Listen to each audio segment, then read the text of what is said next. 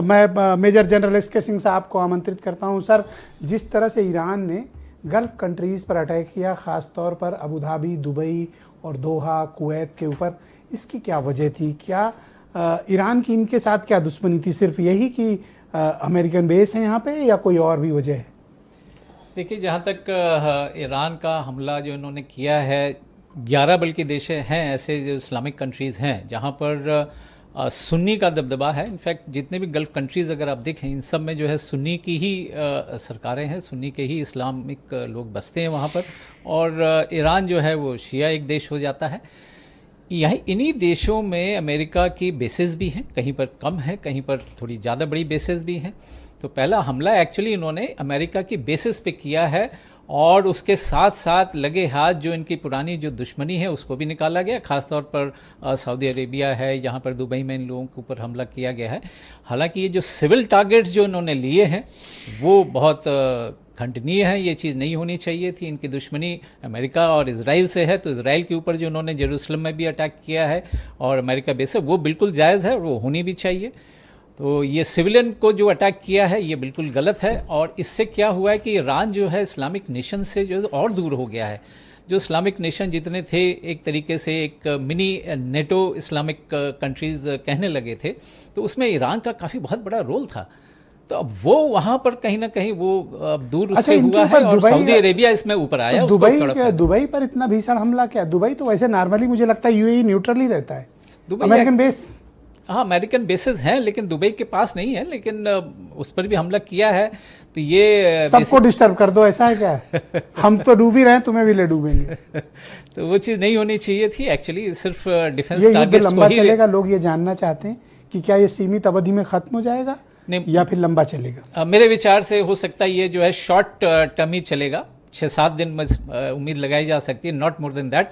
क्योंकि जैसा कि रिजीम चाह रहे थे कि रिजीम यहाँ पे पलटे ही, दूसरी कोई रिजीम आए, वो तो खैर मुमकिन नहीं है और नहीं हो पाएगा।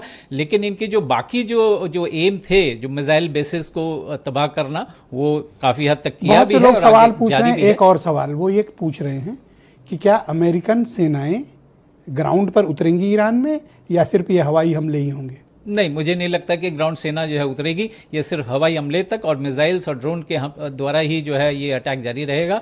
अगर ये सेना उतरी तो वो फिर एक बहुत बड़ी गलती होगी अमेरिका की, मेरे विचार से। बहुत शुक्रिया आपका। मैं वीरेंद्र जी, हमारे स्टेट हेड। सैन्य क्षमता का सवाल है, उनके पास ग्राउंड फोर्सेज उनके पास काफ़ी हैं, और मिसाइल्स उनके पास थी तकरीबन 20,000 के आसपास मिसाइल्स हैं, आप विश्वास नहीं करेंगे। और जो ड्रोन्स हैं उनके पास, बिल्कुल, और जो 20,000 क्या, अभी देखिए पिछली बार जब उन्होंने हमला किया था इजराइल ने ईरान के ऊपर, उसके बाद ही वो जो 2,000 मिसाइल और बना चुके हैं उसके बाद। तो उनकी जो मिसाइल डेवलपमेंट कैपेसिटी है वो काफ़ी है। हालांकि रेंज उतनी नहीं है कि वो अमेरिका पे डायरेक्ट हमला कर सके। हम तो जीसीसी वालों को तो ठीक कर देंगे, दुबई, अबू धाबी। नहीं, इनको तो खैर करेंगे। वो तो चाहता है कि ये वॉर जो थोड़ा सा एस्केलेट हो, ये भी नेशन जो है ये भी कूद पड़े इसमें, लेकिन वैसा होएगा नहीं, मुझे नहीं लगता है। होना होता तो अभी तक हो गया होता। मेन एम जो 4 एम जो वाजपेयी जी ने भी बतलाए, उनमें से जो मेन एम ये है कि न्यूक्लियर कैपेबिलिटी जो है ईरान के पास नहीं होनी चाहिए।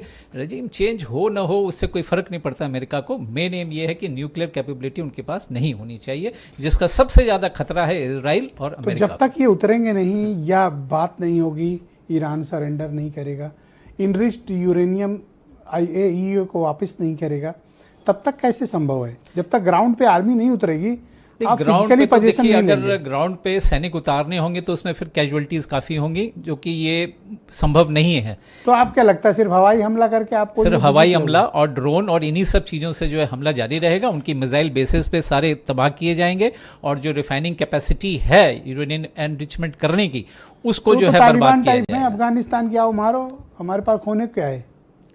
एक बार कम से कम एनरिचमेंट नहीं कर पाएगा। देखिए, बंदूक आपके पास है, बंदूक हमारे पास भी है, नहीं कितना रिटेलिएट कर पाएगा ईरान? जाना पड़ेगा अमेरिका, तभी तो बूट्स उतारने पड़ेंगे ग्राउंड पे सर। मुझे नहीं लगता कि ऐसा होगा। तो फिर सर, अगर जनता नहीं चाहेगी तो रिजीम बदलेगा कैसे? रिजीम बदला कोई एम, उनका मेन एम वो नहीं है। मेन एम मेरे विचार से यही है कि भाई न्यूक्लियर कैपेबिलिटी इनकी नहीं होनी। बहुत शुक्रिया आपका।